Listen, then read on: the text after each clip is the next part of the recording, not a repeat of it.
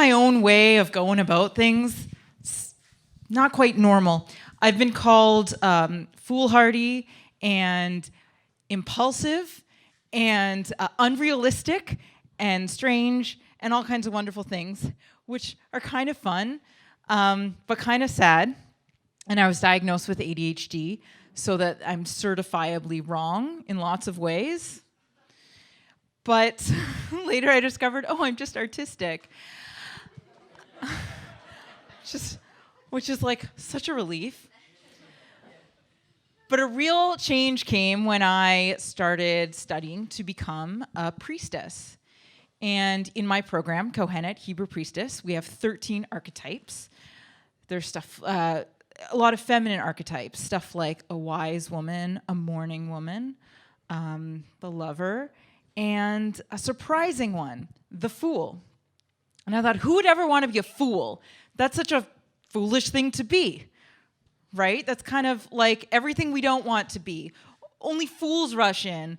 A fool and their money is soon parted. You don't want to be foolhardy, and you want things to be foolproof. Keep those bad people out, right? So that, like, why would anyone say that a fool was in any way like a positive archetype? And the more I researched this, the more cool things I found out, such as in a lot of cultures, a lot of indigenous cultures all over the world, they have a lot of spirits, a lot of animals, and even deities that are a fool or a trickster.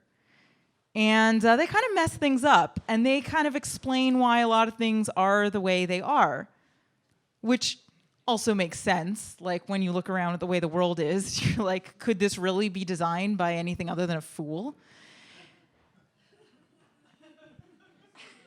It's just me. And not only that, but more on the history of the fool is that in medieval times, the fool was actually a very powerful character. They were one of the only people who could be in the royal court and out on the street listening to the common people and anywhere in between. They often acted as spies because they could know everything, and they were the only ones who could insult the king to their face or the queen and speak truth to power, and everyone would laugh and it would be awesome. It's such a powerful position. And another thing I learned about the fool is, for anyone who's a fan of tarot cards, so there are 22 cards of the major arcana. They go from number 1 to 21, which you might think doesn't make sense, right? But that's because the first card is the Fool, and the Fool has no number. And that's because they're kind of the most social mobile, just as we discovered in medieval times. So they could be anywhere, and the whole thing is kind of about the Fool's journey. And survive today in playing cards with the Joker. So the more, who also often plays any card in a lot of games, the more I discovered about this really cool, powerful archetype, the more I'm like, hey, I can be me. And I can fail at things, and I can make mistakes, and be weird, and that's okay. It's actually really powerful, and really relieving, and more fun. And I can just kind of go with things as they go along. And there are a number of things I learned that I don't have to care about anymore. One of them is about making mistakes. A lot of the best inventors have discovered you can really only invent anything by making lots and lots of mistakes on the way there. So that's why I try and make a point of making mistakes all the time. Always deliberate, trust me, it's never accidental. It's deliberately, I screw up on things because I'm a fool. And another thing I learned I don't have to care about is what other people think. Because, as I learned from the social mobility of the fool and other things, is that the fool doesn't quite live inside of society in the same way. They're kind of like outside of things. So it kind of gives you free rein to make mistakes and do weird things and be alone and just get away with a lot of stuff. So I'm going to practice more and more just not caring about being wrong. How's that sound? As long as I can be entertaining about it, that's my goal. And I can come back and bring you stories about how awesome it was.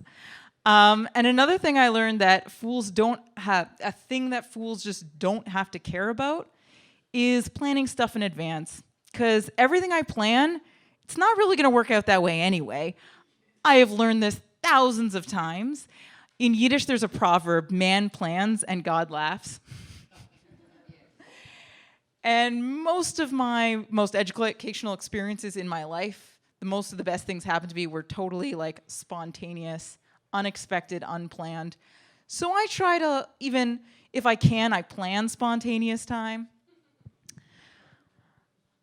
Otherwise it'll just happen and I have to deal with it. So a lot of things I like to do unexpectedly include traveling, just last minute flying off somewhere and trying to survive somewhere and seeing what happens. I haven't actually done this as much as I'd like to, but it is my goal to do more and more of that. Another thing I like to do is just go into a lot of places, go to events where I don't know anyone, and see what happens. It helps me get out more and meet lots of people and have a lot of interesting adventures. I also, another huge part of my history is I'm an improviser.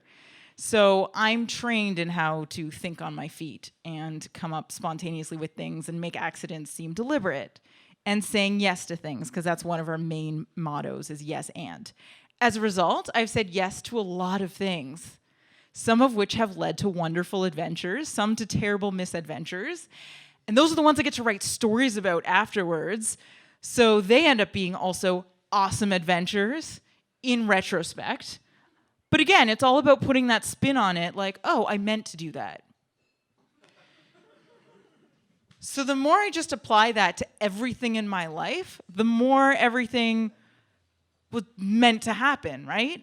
And the more I can learn about everything.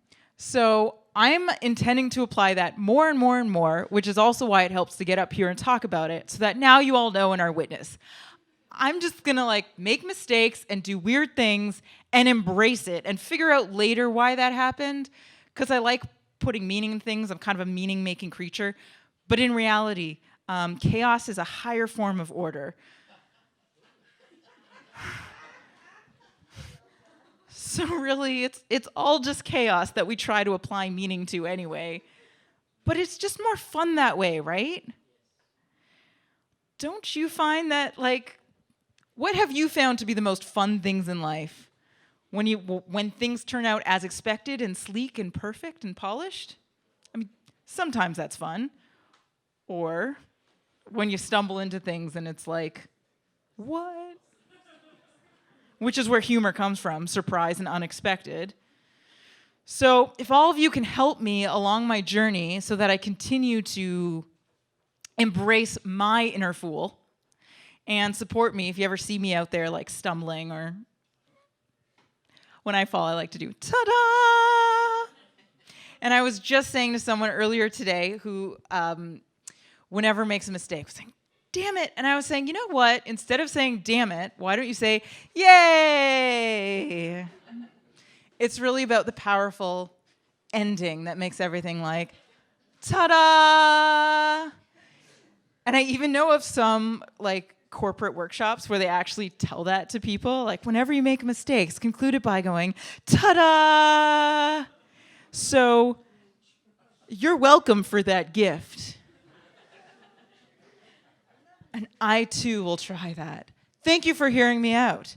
Ta-da!